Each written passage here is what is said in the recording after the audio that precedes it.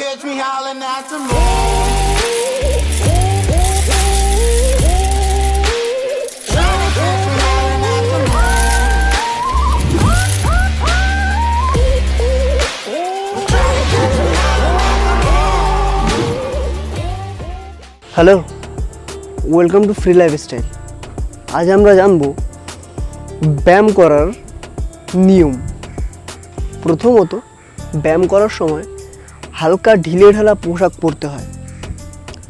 দ্বিতীয়ত, ব্যায়াম একেবারে খালি পেটে করা উচিত নয়, হালকা কিছু খেয়ে ব্যায়াম করা উচিত, অথবা খাওয়ার 2 থেকে আড়াই ঘন্টা পরে অথবা 1-1.5 ঘন্টা পরে যখন সুবিধা হয়, খাবার পেটে ঠিকঠাক পচবে, তারপরে ব্যায়াম করা উচিত।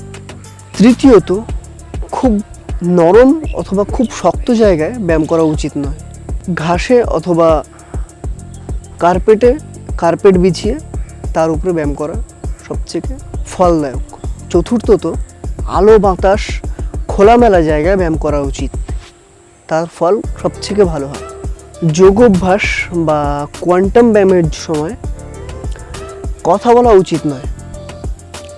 মনোযোগ সহকারে মন যোগ করে ব্যায়ামের মধ্যে মনোযোগ দিয়ে তবে ব্যায়াম করা উচিত, তাহলে ফল সবথেকে ভালো হয়। ব্যায়ামের আগে অন্তত 5 মিনিট হলেও শবাসন করা উচিত, মনকে স্থির এবং শান্ত করতে এবং ব্যায়ামে মনোযোগী হতে 5 থেকে 10 মিনিট শবাসন বা শিথিলাসন করা উচিত। ব্যায়াম কখনো প্রস্রাব অথবা পায়খানা চেপে করা উচিত নয়। যোগব্যায়াম বা কোয়ান্টাম ব্যায়ামের সময় আমাদের শ্বাস প্রশ্বাস স্বাভাবিক রাখা উচিত।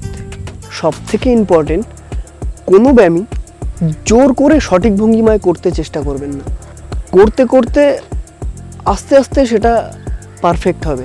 প্রথম যতটুকু শরীর পারে, যতটুকু শরীর নিতে পারে ততটুকুই করবেন।